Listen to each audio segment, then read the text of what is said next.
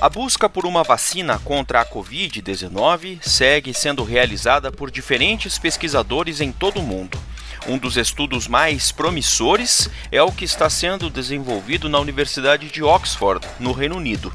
Esse imunizante será testado também aqui no Brasil. A vacina já está na fase 3 de testes, em que 10 mil pessoas serão testadas para avaliar a eficácia do produto. Das mais de 70 vacinas em desenvolvimento em todo o mundo, essa é que se encontra em estágio mais avançado. No Reino Unido, ela vem sendo trabalhada desde fevereiro, inclusive com testes em voluntários.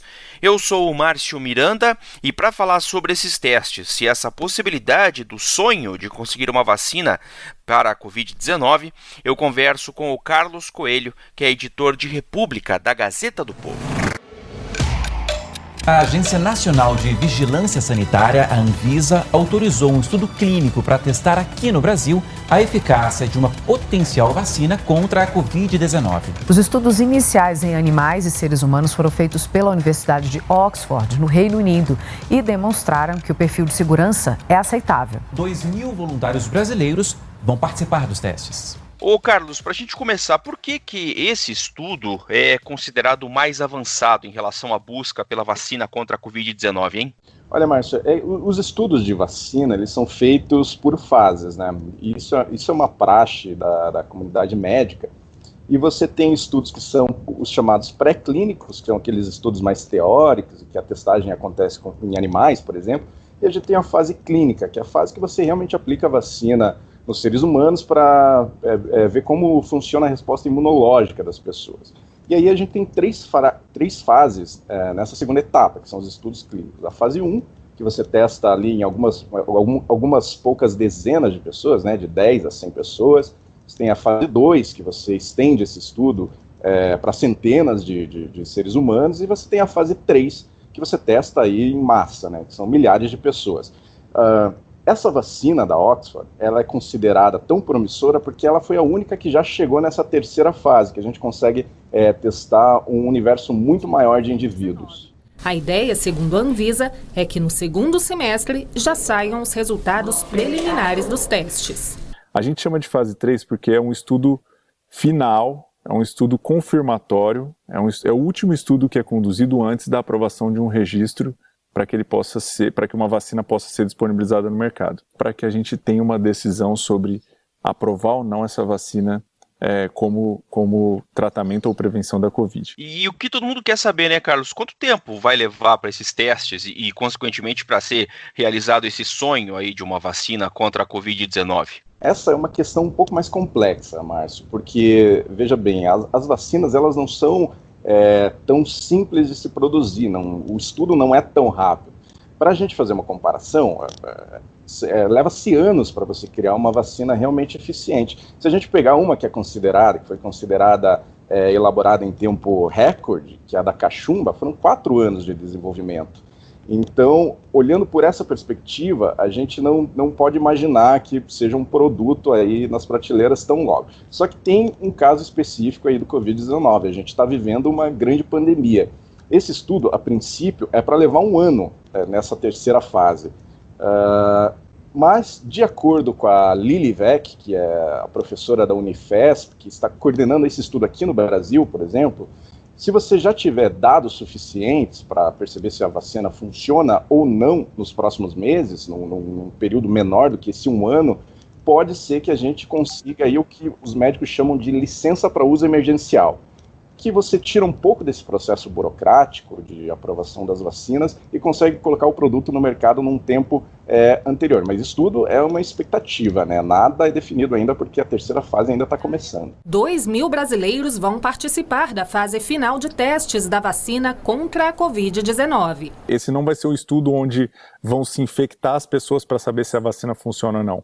É um estudo em que vai se selecionar pessoas que vão tomar vacina. Um grupo vai tomar vacina, outro grupo vai tomar vacina meningocócica, que não vai ter o efeito para a Covid. E essas pessoas vão se expor naturalmente. Por que o Brasil é importante para esse estudo? Inclusive você assina uma matéria na Gazeta sobre esse assunto aí, hein, Carlos? A questão do Brasil, essa vacina ela já vinha sendo testada em seres humanos aí desde do comecinho de abril, ou metade de abril, lá na Inglaterra, ainda nas fases preliminares, né, com menos indivíduos e tal. O problema é que na Inglaterra a curva começou a ficar descendente, ou seja, lá eles estão tendo menos casos de infecção. Isso compromete o estudo, porque para você conseguir atestar o funcionamento, enfim, de uma vacina, você precisa de uma pandemia ou de uma epidemia em curso, você precisa de mais gente sendo exposta ao vírus. Nisso, o Brasil, claro, por motivos lastimáveis, acabou se tornando o país ideal para isso, porque nós somos um epicentro hoje da doença, né? Ao lado dos Estados Unidos, que também vai ter a testagem dessa vacina. Quer dizer, o fato de o Brasil estar mal nos números, vamos dizer assim, de novos casos, infecções e mortes, acaba sendo positivo, entre aspas, entre muitas aspas, para a realização desse estudo, então. Exato. Como na Inglaterra não se tinha mais esse universo aí de novas infecções, isso poderia dificultar, poderia levar mais tempo, na verdade, para você atestar a eficiência da vacina, os pesquisadores ingleses resolveram procurar novos, digamos assim, novos mercados ou novos locais que pudessem acelerar todo esse processo. Aí, nesse contexto, o Brasil com 600 mil infectados e a curva crescendo, novas infecções batendo aí 30 mil por dia, acabou se tornando um laboratório ideal, assim. Infelizmente, isso aconteceu aqui no Brasil, né? Pois é. Os estudos iniciais em animais e humanos já foram feitos na Universidade de Oxford, no Reino Unido, e demonstraram que o perfil de segurança foi aceitável. Ô Carlos, e já se sabe quem que deve participar desses testes aqui no Brasil? Já sim, Márcio. Esse teste, a princípio, a gente tem 2 mil voluntários aí que vão participar dos testes, principalmente do estado do Rio de São Paulo, mas também teremos voluntários no Rio de Janeiro, por exemplo. Essas 2 mil pessoas têm idade entre 18 e 55 anos, obviamente são pessoas que não podem ter tido contato com a Covid anteriormente, porque senão também compromete os resultados, e são pessoas do segmento da saúde, médico, técnico em enfermagem, fisioterapeuta, gente que trabalha na linha de frente mesmo. Por que essa escolha? Essa escolha dos pesquisadores se torna muito óbvia, porque são pessoas que têm mais exposição ao vírus, e aí você consegue acelerar a análise dos dados, ver se a vacina funciona ou não, e também, de alguma forma, até proteger esse grupo que está participando aí. Em um segundo momento, como é um estudo que trata de voluntários, então você precisa de pessoas ali assinando um termo, participando e tal, se você não conseguir preencher com os médicos, com os enfermeiros, você estende para outras pessoas que são relacionadas aí ao atendimento hospitalar. E aí são recepcionistas de hospital, o pessoal que trabalha na limpeza, motorista de ambulância, por exemplo. Este pesquisador explica que a vacina deverá ser aplicada em dose única, não será cara e poderá ser produzida em diferentes lugares. Pelo menos metade dos testes será feita em São Paulo. A Universidade Federal de São Paulo, Unifesp, vai recrutar 1.000 voluntários que estejam na linha de frente do combate à pandemia do coronavírus. Mas, para participar do teste, o voluntário não pode ter tido a Covid-19. Uma vez aprovada, caso seja realmente, né, e com todos esses cuidados que a gente citou em relação a tempo e tal, a expectativa de como seria a produção e distribuição dessa vacina, especificamente essa, no caso, que está em estágio mais avançado lá de Oxford, no Reino Unido?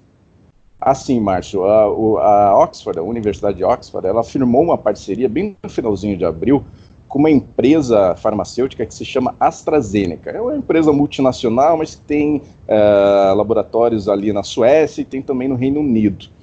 Essa empresa já se comprometeu a fabricar um lote de 400 milhões de doses. Não é um número... Parece um número, parece muito volume, né? Mas, enfim, talvez não seja suficiente para atender aí todos os países, para conseguir contornar ou controlar a pandemia. Mas a capacidade produtiva dessa farmacêutica é de 1 bilhão de doses. E uma coisa que é interessante foi que a Oxford, ela exigiu em contrato, quando firmou essa parceria com essa empresa, que pelo menos nesse momento de pandemia, o fornecimento de vacina seja sem lucro, seja só o custo da produção mesmo. Por quê? Porque a gente tem uma situação excepcional e a gente precisa de alguma igualdade para atender às necessidades de cada país, né? Pois é. E outras vacinas pelo mundo, hein? A gente citou que esse estudo é considerado dos mais avançados, se não o mais avançado, né? Por tudo isso que você explicou. Mas e quais são os outros estudos que estão em andamento, então, em relação a vacinas? Exato. Esse é o estudo mais avançado, mas a gente tem registrado na Organização Mundial da Saúde, aí a OMS, que faz relatórios e acompanha todo esse desenvolvimento, mais 123 vacinas no mundo. Dessas 123, a maioria ainda está numa fase pré-clínica, aquela fase de mais teoria ou de aplicação em animais, mas que passaram já para a fase clínica de testagem em seres humanos, são 10. E a maioria, pelo que a gente percebe, são estudos conduzidos por grandes laboratórios, alguns que a gente conhece bem. Por exemplo, a Pfizer está fazendo também uma vacina que trabalha com RNA. O RNA é uma estrutura do vírus ali que traz toda a identidade desse micro-organismo, e a Pfizer já está entrando na segunda fase. Logo, eles entram também na terceira fase. A gente tem um monte de laboratório na China. A China é uma potência aí, digamos assim, na farmacêutica, e basicamente as que estão mais avançadas estão nesses dois países. Não significa que outros países não estejam envolvidos. Por exemplo, o Brasil tem 2 vacinas sendo estudadas, uma pela Fundação Oswaldo Cruz, em Minas Gerais, e outra pelo INCOR, que é um instituto que é ligado à USP de São Paulo. Mas essas vacinas brasileiras, elas estão num estágio ainda bem inicial. Legal. Mais detalhes deste assunto você encontra na reportagem assinada pelo Carlos Coelho, na Gazeta do Povo. Obrigado, Carlos. Até a próxima. Valeu, Márcio.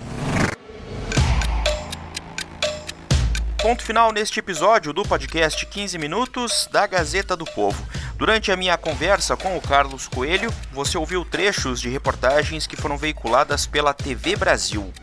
O 15 Minutos conta com a participação da Maria Scrocaro e da Jennifer Ribeiro na produção, a montagem é do Leonardo Bestloff e a direção de conteúdo do Rodrigo Fernandes.